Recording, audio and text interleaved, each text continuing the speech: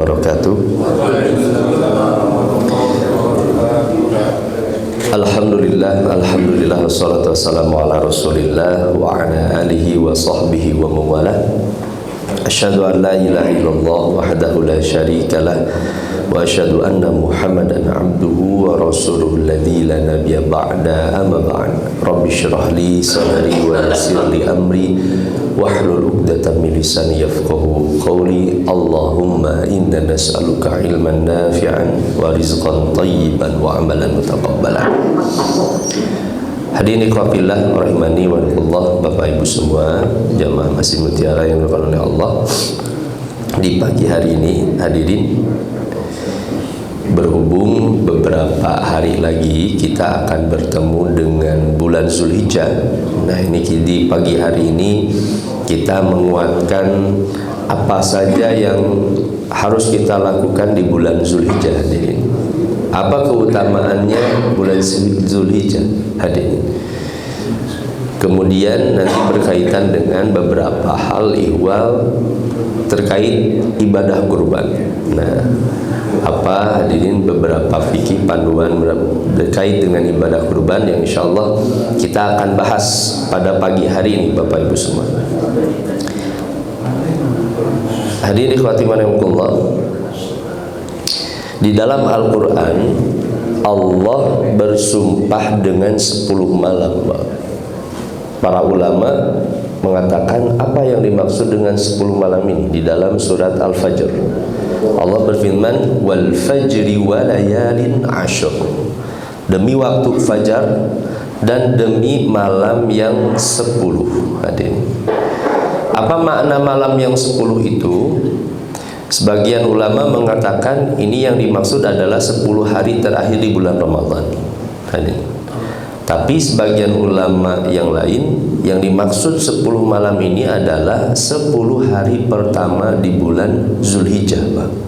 Nih, kalau ada alat sumpah di dalam Al-Quran, itu dijadikan alat sumpah, seperti wal fajr, demi waktu subuh, atau misalkan hadirin wal adiyat. Itu kata para ulama, setiap alat sumpah yang dijadikan sumpah oleh Allah Subhanahu wa taala itu pasti mengandung makna yang penting. Nah, termasuk ini. Bagian ulama justru menguatkan yang dimaksud 10 malam ini, dan itu mayoritas para ulama, yang dimaksud adalah 10 hari pertama di bulan Zulhijjah. Allah hadirin Bapak Ibu semua bersumpah dengan 10 hari pertama dengan bulan Zulhijjah, itu isyarat bahwa hari-hari itu betapa penting untuk kita semua, sampai Allah hadirin bersumpah dengan 10 malam itu. Nah, ini kata Imam Ibnu Qayyim al-Jauziyah, beliau mengatakan layalil ashril akhir min Ramadan afdalu min layali ashri dzilhijjah wa ayyamu ashri dzilhijjah afdalu min ayyami ashri Ramadan bihadaf tafdil yazulul ishtibah. Kata Imam Ibnu Qayyim, kalau ada orang bertanya hadirin, lebih mulia mana Pak? 10 hari terakhir di bulan Ramadan atau 10 hari pertama bulan Zulhijjah? Kita tahu 10 hari terakhir bulan Ramadan itu ada Lailatul Qadar. Sedangkan 10 hari pertama di bulan Zulhijjah apa istimewanya? Nah, kata Imam Ibnu Qayyim, kalau timbangannya malam, maka tentu malam itu adalah miliknya 10 hari terakhir bulan Ramadan. Tapi kalau miliknya siang harinya, maka yang mulia itu adalah 10 hari pertama di bulan Zulhijjah. Ini istimewanya 10 hari ini. Bapak Ibu semua oleh Allah, apa amalan-amalan utama di bulan Zulhijjah? Pertama, saum hadirin. Nah, banyak para ulama yang memperbanyak saum di 10 hari pertama di bulan Zulhijjah. Kalaupun tidak hadirin, ada saum Arafahnya. Nah, ini yang 1 hari. Sebagian ulama hadirin memperbanyak saum di tanggal berapapun selama ada di 10 hari pertama di bulan Zulhijjah. Dan sebagian hadirin yang paling utama tanggal 9-nya. Ini dalam hadis riwayat Abu Daud, an ba'di azwajin Nabi qalat kana Rasulullah sallallahu alaihi wasallam, Rasulullah sallallahu alaihi wasallam dahulu yasumu tis'a dzilhijjah, Saum hadirin 9 hari awal di bulan Zulhijjah, wa yauma Asyura, dan pada hari Asyura, wa thalathata ayyamin min kulli syahrin awal itsnain min asy-syahri wal khamis, dan Nabi berpuasa di tiap 3 hari setiap bulannya. Nah, Nabi SAW mengisinya itu dengan ibadah saum, karena hadirin, ibadah apa yang paling mulia di siang hari itu kecuali dengan ibadah saum. Makanya Nabi hadirin kemudian saum di 9 hari. Ini kata Imam Ibnu Hajar, walladzi yadhharu anna sabab bimtiyazi 'ashri dzulhijjah limakani ijtima'i ummahatil ibadat. Kenapa? Kata Imam Ibnu Hajar itu, Bapak Ibu semua, 10 hari pertama Zulhijjah itu menjadi istimewa karena terhimpunnya pokok-pokok ibadah di hari-hari itu. Pertama, sholatnya, siamnya, saumnya, sodakohnya, haji, hadirin, yang itu tidak akan ada di bulan-bulan yang lain. Ini jangan macam-macam umat Islam ibadah haji di bulan Ramadan. Hadirin, karena terhimpun, dan itu hanya di bulan Zulhijjah saja. Terhimpun semua ibadah itu ada di bulan Zulhijjah. Makanya 10 hari pertama di bulan Zulhijjah itu begitu istimewa. Nah, terkhusus Bapak Ibu semua, saum Arafah, hadirin, ya. Nih, kita Bapak Ibu semua rencanakan. Kata Nabi SAW, siyamu yaumi Arafah ahtasibu 'ala Allah an yukaffira sanata allati qablahu wa sanata allati ba'dah. Saumnya hari Arafah itu, aku berharap kepada Allah akan menghapus dosa-dosaku yang telah lalu dan 1 tahun dosa-dosaku yang akan datang. Wasyamu yaumi Asyura, sedangkan saumnya Asyura, ahtasibu 'ala Allah an yukaffira sanata allati qablah, akan menghapus dosa 1 tahun yang telah lalu. Ini keistimewaannya. Tapi kata Imam An-Nawawi, Bapak Ibu subhanahu wa Allah, dimungkinkan yang dihapus dosanya itu adalah dosa-dosa kecil. Karena kalau dosa-dosa besar itu harus bertobat kepada Allah Subhanahu wa taala. Nah, yang dimungkinkan itu dosa-dosa kecil yang akan dihapus oleh Allah Subhanahu wa taala. Bagi yang berhaji tentu tidak dianjurkan hadirin saum Arafah. Ini bagi kita Bapak Ibu semua yang tidak berangkat ibadah haji, maka saum Arafah. Nah, kata saat para sahabat, hajjatu ma'an Nabi, ada seorang sahabat, aku berhaji bersama Nabi, falam yasumhu, di mana Nabi tidak saum Arafah, wa ma'a Abi Bakrin falam yasumhu, wa ma'a Umar falam yasumhu, wa ma'a Utsman falam yasumhu. Abu Bakar, Umar, Utsman itu tidak saum ketika hari Arafahnya. Nah, Bapak Ibu subhanahu Allah, ada nanti biasanya kalau masuk 10 hari pertama di bulan Zulhijjah, hadirin, itu ramai terkait dengan puasa tarwiyah, Pak. Puasa tarwiyah itu tanggal 8-nya. Jadi dorongan secara khusus itu puasa tarwiyah. Nah, tapi ini kata Imam Ibnu Jauzi, kata Imam Al-Jauzi, Ibnu Jauzi, hadirin, ini termasuk hadis-hadis yang maudhu. Jadi saumi yaumi tarwiyah karfaratus sana. Redaksinya seperti itu. Saum hari tarwiyah itu mampu menghapus dosa 1 tahun. Nah, tapi kata para ulama, hadis ini lemah. Maka kalau mau hadirin, kalaupun kita mau saum di tanggal 8, jangan mengamalkan hadis yang lemah ini, Pak. Karena kita berhati-hati. Di hadis Nabi, man qala alayya falam yatabawwa maq'adahu minan nar. Siapa yang mengatakan sesuatu karena atas diriku, kata Nabi, padahal itu bukan, maka siap-siap tempat duduknya berada di dalam neraka. Nah, khawatir kita berhati-hati kepada hadis yang lemah ini. Maka kalau mau kita mengamalkan hadisnya itu dari hadis yang umum. Jadi keutamaan 9 hari saja hadirin. Jadi kalaupun mau tanggal 8 itu, kalau mau hadis yang lain, hadis Senin Kamis, hadis Daud, hadis tadi secara umum 9 hari di bulan Zulhijjah, bukan karena tanggal 8 ininya. Nah, kemudian hadirin Bapak Ibu sekalian oleh Allah, memperbanyak zikir dan doa di 10 hari pertama di bulan Zulhijjah. Wa qala Ibnu Abbas, wadhkurullaha fi ayyamin ma'lumat. Perbanyaklah zikir di hari-hari yang diketahui. Yang dimaksud adalah ayyamul ashri wal ayyamul ma'dudat ayyamut tasyrik. Ayyamul ma'dudat itu ayyamut tasyrik. Jadi mulai dari 10 hari pertama bulan Zulhijjah, kemudian 3 hari setelahnya disebut dengan ayyamut tasyrik, yang kita pun haram saum di hari-hari itu, Bapak Ibu semua. Di ayyamut tasyrik disebut tasyrik itu karena dulu para sahabat tasyrik syarraqa yusyarriku, artinya memanggang, panasnya terik matahari. Karena dulu para sahabat itu kalau mereka beres menyembelih untuk mengawetkan daging, diantaranya mereka harus menjemur terlebih dahulu daging-daging itu. Nah, makanya disebut dengan ayyamut tasyrik. Hadirin, wa kana Ibnu Umar wa Abu Hurairah yakhrujani ila suq fi ayyamil ashri. Abu Hurairah dan Abdullah bin Umar, beliau keluar ke pasar di 10 hari pertama, yukabbirani. Dia di pasar, hadirin Bapak Ibu semua, Abu Hurairah Pak bertakbir secara keras sampai orang-orang pun mengikuti takbirnya Abdullah bin Umar dan Abu Hurairah.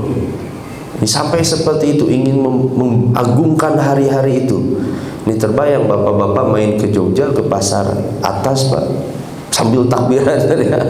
Itu yang dilakukan oleh Abdullah bin Umar dan Abu Hurairah untuk mengagungkan hari 10 hari pertama di bulan Zulhijjah. Nah, hadirin Bapak Ibu sekalian Allah, takbir dari tanggal pertama bulan Zulhijjah itu dianjurkan, yang disebut dengan takbir secara mutlak, Pak. Jadi secara mutlak dari tanggal 1 hadirin sampai hari tasyrik kita dianjurkan bertakbir. Tapi ya tentu tadi sesuai dengan kemampuan kita, menyesuaikan dengan kondisi kita, hadirin. Tapi ada takbir yang memang muqayyad. Nah, takbir muqayyad itu takbir bagi orang yang tidak berhaji dilakukan mulai dari sholat subuh pada hari Arafah 9 Zulhijjah hingga waktu asar pada hari tasyrik yang terakhir. Nah, ini secara khusus.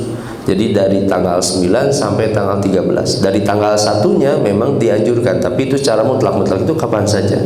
Makanya tanggal 9. Nah, sering para imam kalau mengimami nanti kan sudah masuk tanggal 9, 1 hari sebelum itu beres mengimami jamaah, ajak jamaahnya untuk bertakbir. Hadirin, dari tanggal 9 Zulhijjah ya, dari waktu subuh nih sampai asar pada hari tasyrik, 3 hari setelah hari raya. Nah, sampai waktu asarnya ini kemudian hari tasyrik. Hadirin Bapak Ibu sekalian Allah, yang ketiga, memperbanyak amal sholih.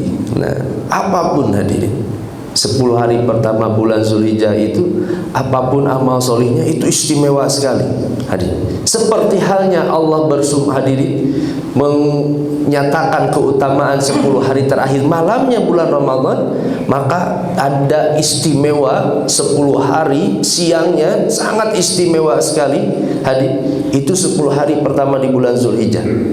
Ma min ayyamin al-amalu sholihu fiha ahabbu ilallah min hadhil ayyam. Tidak ada hari yang paling aku cintai, kata Nabi, hadirin, yang paling dicintai oleh Allah kecuali daripada hari-hari ini. Ini yang dimaksud adalah 10 hari pertama di bulan Zulhijjah. Bahkan para sahabat mengatakan, ya Rasulullah, walal jihadu fisabilillah, apakah hari-hari itu lebih baik daripada jihad di jalan Allah? Walal jihadu fisabilillah, bahkan lebih mulia daripada berjihad di jalan Allah. Mulianya 10 hari pertama di bulan Zulhijjah. Nah, hadirin Bapak Ibu sekalian Allah, Mengapa 10 hari itu mulia sampai seperti itu, Pak? Ini pendapatnya Ibnu Malik. Selain tadi terhimpun semua ibadah itu, kalau kata beliau, li'annaha ayyamu ziyaratu baitillah wal waktu idza kana afdal kana al-amalu sholih fihi afdal. Karena hari-hari itu hari-harinya berkunjung ke rumah Allah. Ketika saudara-saudara kita, Pak, mereka bertamu, dimuliakan oleh Allah, hadir melaksanakan ibadah haji. Nah, maka bagi kita tentu kita pun memuliakan hari-hari itu, karena hari-hari itu adalah hari-hari berkunjungnya ke rumah Allah Subhanahu wa taala. Nah, yang keempat, hadir ikhwati man rahimakumullah, berkurban, Pak. Ini saya yakin ya Bapak Ibu semua yang sudah niat berkurban nih di tahun ini, hadirin, fasholli li rabbika wanhar. Ini langsung diperintahkan oleh Allah. Kata para ulama dalam surat Al-Kautsar ayat kedua ini, salat apa yang dimaksud fasholli li rabbik? Salatlah untuk Rabbmu. Salat yang dimaksud di dalam ayat ini kata para ulama itu salat Idul Adha. Salat Idul Adha. Wanhar kemudian menyembelihlah. Jadi Allah perintahkan salat kemudian menyembelih secara langsung. Ini kata Ali bin Abi Thalhah, kata dari Ibnu Abbas, hadirin, itu mengatakan mayoritas para ulama yang dimaksud dengan Yaumun Nahar di sini itu adalah, hadirin, berkurbanlah pada hari raya Idul Adha. Nah, hadirin Bapak Ibu subhanahu wa Allah, kurban itu bagian dari bukti ketakwaan kita, hadirin. Di surat Al-Hajj Allah berfirman, "Wa ma yu'azzim sya'airallah fa innaha min taqwal qulub." Siapa yang mengagungkan syiar-syiar Allah. Hadirin, lihat satu syariat yang kita laksanakan, Pak. Dengan ibadah kurban itu kemudian Allah melatih keikhlasan kita. Kemudian dengan ibadah kurban itu kita berbagi kepada orang.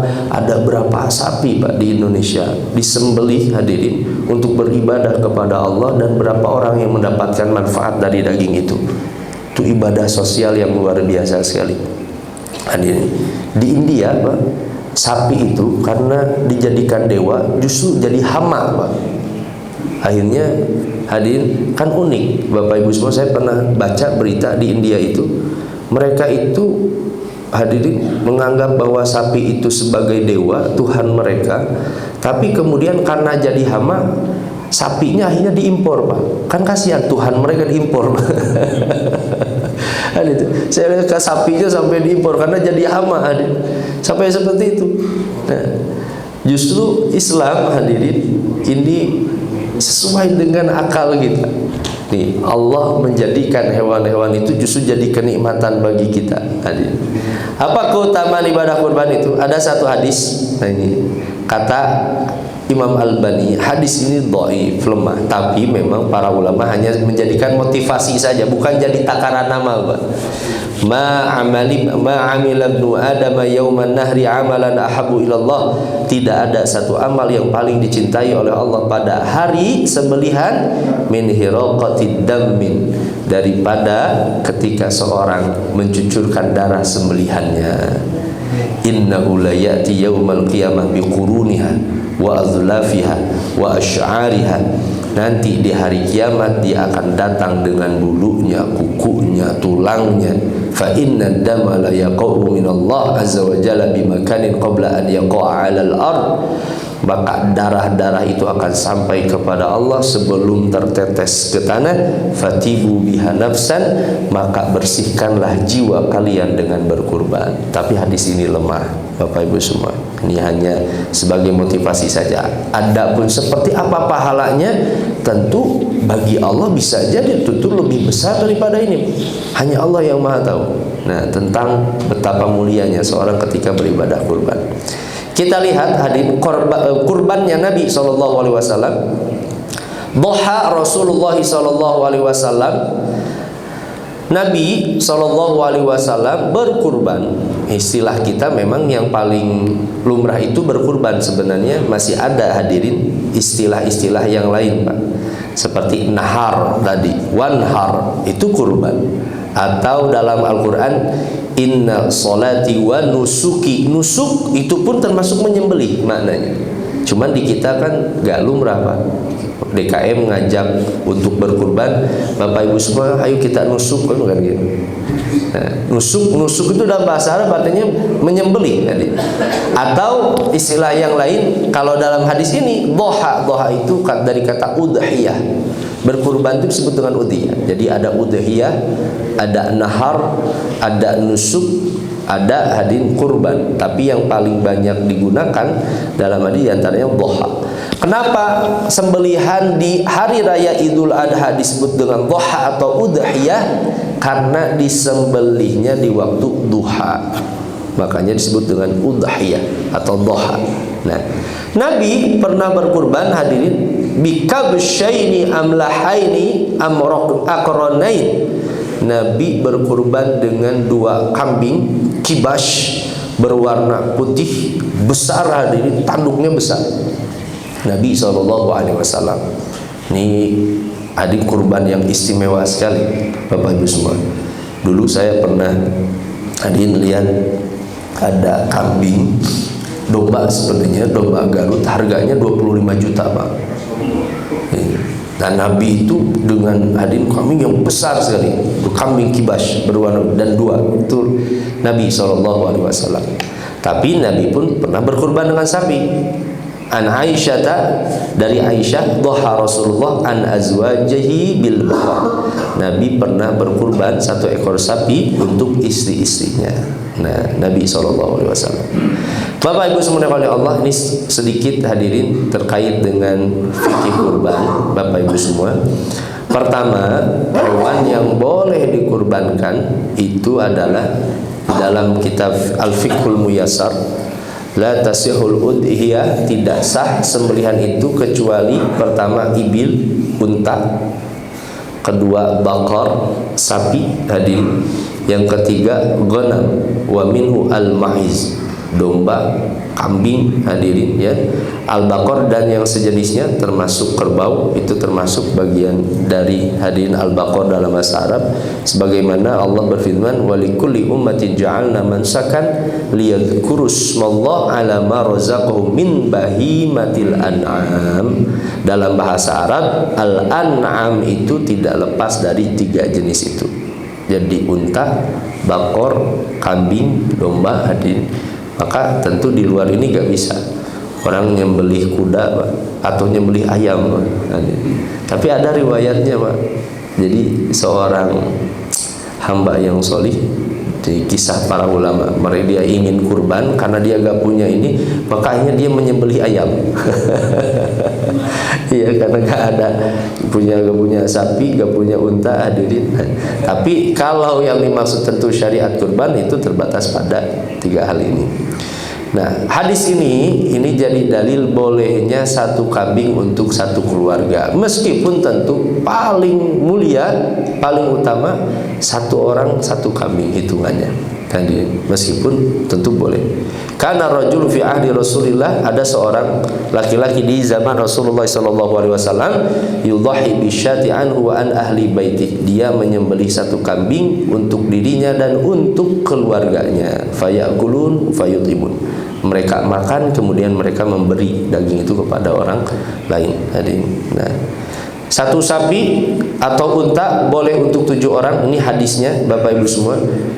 Nah, naharona ma'an nabi ma'a Rasulillah sallallahu alaihi wasallam amal Hudaybiyah al-budnah an sab'ah wal baqarah an sab'ah. Kata Jabir radhiyallahu an, kami pernah berkurban dengan Nabi itu dengan unta oleh 7 orang dan sapi untuk 7 orang. Dan 7 orang ini Bapak Ibu semua itu boleh Pak, tidak harus sama nilainya. Misalkan kan biasanya udunan tuh di setiap masjid itu 4 juta. Dia sengaja, saya mau tambah sengaja, saya 5 juta saja. Nanti kalau ada sapi yang harganya lebih itu terlebihkan. Itu boleh. Atau di bawah itu Pak, saudaranya misalnya dia dipatok 3,5 juta, saudaranya saya mampu hanya 2,5 juta, dia gak apa-apa, nanti dicarikan, itu boleh hadir. Tapi kan kalau di masjid di seperti itu kan nanti orang malah memilih hadirin lebih murah. Nah tentu sebagai standar saja, tapi memang kalau secara hukum hadirin tidak harus sama harganya, bisa berbeda-beda, itu pun boleh. Nah kemudian ini usia hewan, kalau untuk unta dia sempurna 5 tahun, sedangkan sapi wa yushtaratu an yakuna qad akmala sanatain, sempurna 2 tahun. Untuk kambing hadirin itu sempurna untuk 1 tahun. La tadbahu illa musinna. Nabi SAW, janganlah kalian menyembelih kecuali sudah sempurna usianya. Musinah itu tadi usia-usia yang memang sudah diketahui dalam masyarakat. Kemudian hewan yang tidak boleh dijadikan hewan kurban, la yudahi bil arja baina dhal'iha wala bil awra baina auriha wala bil maridah baina maradiha wala bil ajfa allati la tanfi. Tidak boleh berkurban dengan kambing pincang, jelas pincangnya, kemudian buta sebelah, hadin sakit ya, kurus, tidak bersumsum daging. Nah ini yang tidak boleh dikurbankan. Tentu kan kurban itu hadin bagian dari ibadah kepada Allah, maka tentu ibadah itu harus yang legal, boleh. Makanya harus hati-hati sekali Bapak Ibu, dipastikan sapi-sapi yang dibeli nanti oleh masjid itu harus memang sehat Pak, dipastikan. Nah, adapun waktu penyembelihan ya betadi'u waktuha min ba'di sholatil id, dimulai ketika setelah sholat hari raya, wa min ba'di tulu'i syamsi yaumi idil adha bimiqdari ma yattasi'u li rak'atain wa khutbatain, setelah 2 sholat 2 rakaat, setelah 2 khutbah hadirin. Nah ini man sholat sholatana, kata Nabi, siapa yang sholat seperti sholat kami, wa nasaka nusukana, dan menyembelih seperti nusuk kami, faqad asoban nusuk, maka dia telah sesuai dengan sunnah. Kalau ada orang menyembelih Pak, bukan di hari raya, misalkan di tanggal 8 Zulhijjahnya, karena mau mudik misalnya pulang, maka tentu tidak akan diterima, hanya sebagai sembelihan biasa saja. Karena ibadah kurban waktunya sudah ditetapkan oleh Allah Subhanahu wa taala. Nah, kemudian hadirin terkait dengan daging kurban, nah ada penjelasan para ulama dari ayat 28 surat Al-Hajj, fakulu minha wa at'imul ba'isal faqir, wa yustahabbu, dianjurkan daging kurban itu dijadikan 3. Pertama, sulusun li ahli baiti, 1/3 untuk keluarga hadirin, wa sulusun yut'imuhu fuqara jirani, 1/3-nya diberikan kepada tetangga yang fakir, wa yahdi as-sulus, dan 1/3-nya kemudian dihadiahkan kepada siapapun. Nah ini dianjurkan berdasarkan hadis tadi Pak, Nabi itu yut'imu ahli baiti wa yut'imu fuqara wa yatasaddaqu ala su'al, kemudian diberikan. Jadi boleh ke tetangga kita yang dekat hadirin ya, yang membutuhkan, kemudian kepada orang yang meminta-minta, orang-orang yang meminta-minta kita beri. Termasuk disunnahkan Bapak Ibu semua yang berkurban itu makan daging kurban dari kurban sendiri Pak, itu disunnahkan ya. Pokoknya Bapak mau nyate, ngagule, naundei Pak, terserah ya. Nah itu disunahkan makan aja meskipun sedikit, itu disunahkan. Nah kemudian boleh menyimpan daging kurban lebih dari 3 hari. Kata Nabi, kuntu nahaitukum anid dikhari luhumil adhahi fawqa thalath faamsiku ma badalakum. Dulu Nabi melarang Pak, karena jangan sampai daging itu disimpan, hikmah syariahnya ada orang yang tidak merasakan itu, saudara-saudara kita. Nah, tapi setelah itu ada hadis Nabi memerintahkan hari ini sekarang tahan, silakan boleh. Kalau berlebihkan kelebihan, misalnya kita mau menyimpan boleh. Tapi tadi lebih baik kalau ada saudara-saudara kita hadirin yang makan daging itu hadirin, karena kan tidak setiap orang hadirin Bapak Ibu semua orang itu Pak bisa makan daging sapi. Kita saja mungkin hadirin biasa saja beli makan, beli rendang, tapi ada orang-orang yang mungkin makan daging sapi itu setahun sekali ketika Idul Adha saja hadirin. Saya hadirin dulu pernah sampaikan ya, nih kakak saya dulu waktu masih di Cimahi Pak, Ya, ada para pekerja kasar dulu waktu ada proyek kompos kalau tidak salah deh. Para pekerja kasar itu diajak oleh kakak saya untuk makan, Pak. Ya, makan siang. Diajak aja ditarik. Setelah makan ada seorang pekerja yang dia itu tidak makan ayamnya, Pak. Ayamnya gak mau dimakan. Tanya oleh kakak saya, Bapak kenapa gak dimakan? Itu makan aja ayamnya, katanya. Dia mengatakan sebenarnya, saya bawa ayam ini, saya ingat buat anak saya, sudah lama saya gak makan daging ayam, katanya. Sampai seperti itu. Sampai kakak saya terenyuh, Bapak makan aja, saya beli lagi buat teman-teman Bapak. Dia mengatakan, dia bawa di Cimahi, Pak. Waktu di Cimahi, sekarang saya sudah di Bekasi tinggalnya. Dicerita ke saya, sampai ya terenyuh lah dia. Ada orang-orang yang mungkin kita karena terbiasa hadir kenyang sehingga Bapak Ibu semua kita tidak peka terhadap itu. Nah, dengan syariat kurban itu diantara hikmahnya kita berbagi kepada orang-orang yang mungkin mereka tadi untuk makan, jangankan daging sapi, daging ayam pun mereka mungkin kesulitan. Nah, hadirin Bapak Ibu subhanahu Allah, tidak memotong kuku dan rambut bagi yang hendak berkurban sejak 10 hari pertama di bulan Zulhijjah, ya. Ingat, idza dakhala al-ashru wa indahu udhiyah, apabila masuk 10 hari di pertama di bulan Zulhijjah dan ia memiliki sembelihan, yuridu an yudhi, fala ya'khudna syi'ran wa la yaqmanna dhafaran, janganlah ia memotong rambut dan memotong kuku. Maka baiknya ini nanti sebelum 10 hari bulan Zulhijjah, hadirin. Nah, ini kalau mau yang motong rambut, motong kuku lebih dahulukan dulu. Kemudian, nah, semua bagian hewan kurban tidak boleh dijual, hadirin. An aku ma'ala bunnih, kata Ali, aku mengurus hewan unta, wa an atasaddaqa bilahmiha wa juludiha wa ajillatiha wa an la u'tiyal jazar, aku sedekahkan dagingnya, kulitnya, jeroannya, wa an la u'tiyal jazar, dan tidak memberi apapun itu kepada penyembelih, kepada jagal, Pak. Hadirin, itu tidak diberikan apapun. Tapi boleh seorang, hadirin, memberi dari sembelihan itu kepada jagal, tapi bukan upah sebagai hadiah, boleh, Pak. Tapi bukan upah. Jadi upah itu kan dari awal, misalkan tolong potongin ya, nanti saya kasih 2 kaki. Nah, itu gak boleh, Pak. Kalau ketika kurban itu kan jadi upah. Tapi kalau hadiah boleh. Misalnya dia sudah memotong, kemudian ada kepala nih hulu, ini kepala buat bapak aja bawa, nah itu hadiah boleh. Tapi kalau upah itu gak boleh, hadirin. Kemudian yang paling lumrah di kita itu terkait dengan fikih kulit, Pak. Kulit ini kan serba salah, dipotong-potong ribut, Pak, ibu-ibu. Gimana masaknya potong kulit, ya, hadirin? Dijual gak boleh, hadirin. Nah, makanya nih, sebagian ulama membolehkan itu ketika kulit itu sudah disedekahkan. Itu sudah disedekahkan. Makanya kalau saya saran, termasuk saya pun di Kota Mas, baiknya kulit itu sudah saja langsung aja sedekahkan, hadiahkan. Hadirin, sedekahkan misalnya kepada siapa orang, ya, kalau di masjid, pengurus masjid, kepada siapa.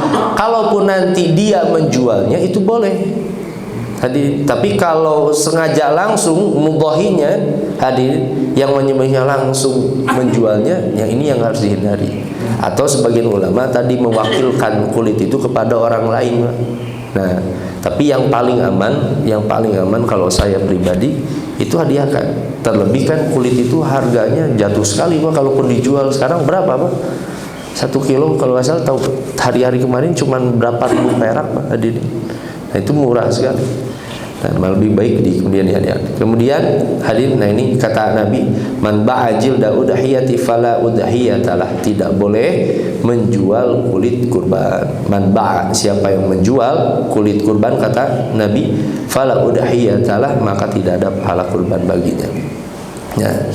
Nah, ini mustahik boleh menjual kepada orang kaya. Hadisnya ini, hadirin. Jadi kulit itu nanti boleh dijual oleh yang tadi, udah kulit ini kita hadiahkan kepada siapa, kalaupun dia kemudian menjualnya itu boleh. Nah, ini hadisnya. La tahillu shadaqah li ghanin illa li khamsah, li 'amilin 'alaiha aw rajulin ishtaraha bi malihi aw gharimin.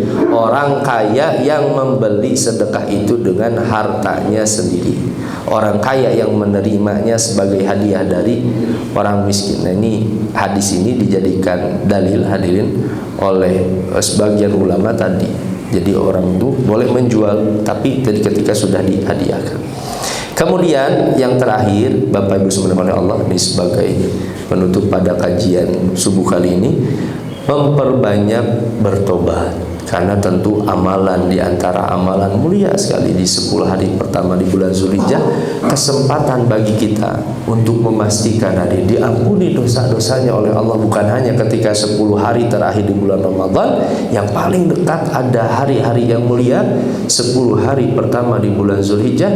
Maka hadirin Bapak Ibu semua, perbanyak bertobat kepada Allah. Innallaha yuhibbut tawwabin wa yuhibbul mutatahhirin. Nah, ini sebagai penutup sebagian salaf di bulan Zulhijjah, hadirin, la tudfi'u surajakum layalil ashr.